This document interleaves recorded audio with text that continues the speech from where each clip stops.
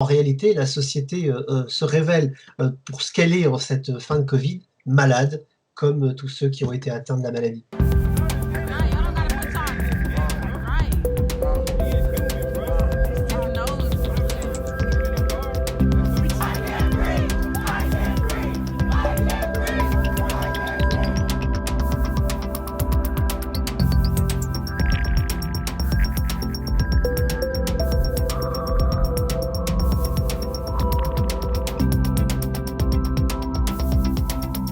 Alors que ce confinement a montré que les fragilités de la société étaient encore plus fortes du côté des Afro-Américains, c'est eux qui ont donné le plus lourd tribut à cette crise du Covid aux États-Unis. Ils sont frappés à nouveau par ce qui représente l'injustice, la violence policière. Et ce qui met le feu aux poudres, c'est que les 4 policiers sont aussitôt laissés en liberté, même s'ils sont renvoyés de la police.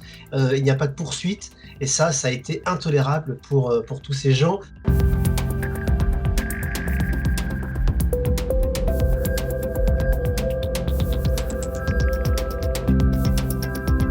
Cela dit qu'il y a un problème dans cette police, c'est certain. C'est pour ça que le gouverneur Walz a demandé une enquête approfondie sur la police du Minnesota et de Minneapolis en particulier, pour essayer de mieux comprendre. Mais il faut quand même rappeler que cette police aux États-Unis ne marche pas comme la nôtre. C'est pas une police républicaine qui travaille pour la société, c'est une police, puisque c'est un pouvoir déconcentré qui est donné au gouverneur. C'est une police donc d'État, de comté ou des villes elles-mêmes, comme c'est le cas pour la police de Minneapolis. Les dérives sont en réalité plus faciles puisqu'elles dépendent de politiciens, le contrôle dépend de politiciens, et donc quelquefois, c'est vrai que les politiciens passent et les policiers créent eux-mêmes leurs propres règles, leur propre façon de travailler et leur propre façon de fonctionner.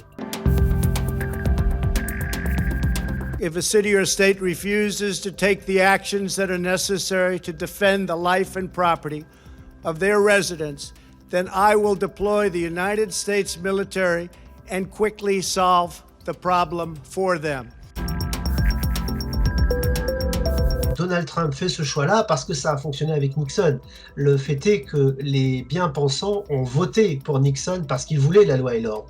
La loi et l'ordre qui plaît toujours autant aujourd'hui. Un sondage aujourd'hui de Morning Consult nous montre que les Américains réclament que les troubles s'arrêtent. Ils sont même très nombreux à réclamer cela, puisqu'ils sont 76%, ils sont 71% à soutenir le couvre-feu, et ils sont 58% à soutenir l'intervention de l'armée. Pour autant, ça ne veut pas dire qu'ils soutiennent Donald Trump, puisqu'ils ne sont que 32% à l'approuver dans ses décisions, mais ils ne sont que 36% à approuver Joe Biden, ce qui veut dire qu'il y a du travail pour les deux candidats. Le président qui aurait dû être dans l'empathie et dans la réunification des Américains essaie de les diviser pour son propre bénéfice.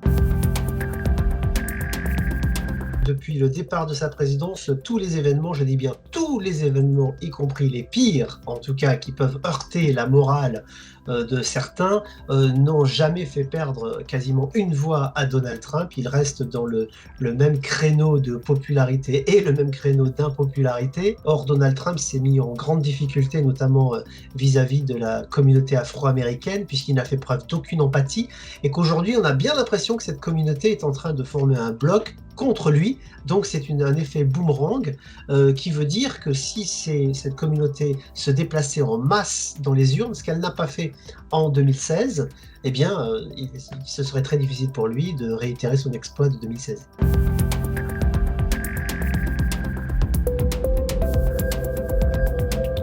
I can't breathe. George Floyd's last words, but they didn't die with him. They're still being heard, echoing all across this nation. Alors assurément, c'est le mieux placé pour pouvoir tirer quelque chose de cette crise. Il est très proche de Barack Obama et tout le monde le sait aux États-Unis, ce sont de vrais amis, et partant de là, il a acquis une notoriété et une attention dans la communauté afro-américaine que quasiment aucun autre leader blanc n'avait obtenu jusqu'à maintenant. Il avait une carte à jouer, il l'a jouée avec une première déclaration très forte dès qu'il y a eu les émeutes, en expliquant que c'était un racisme systémique et qu'il fallait que cela change. En même temps, tout le monde comprend bien que si un leader politique qui est en présidentielle fait une telle déclaration, il s'oblige à y répondre, donc à proposer un plan qui sera tout aussi systémique, si je peux le dire ainsi, c'est-à-dire qu'il doit se transformer aujourd'hui en Barack Obama. Il doit être en tout cas celui qui pourra proposer le plan qui changera la société.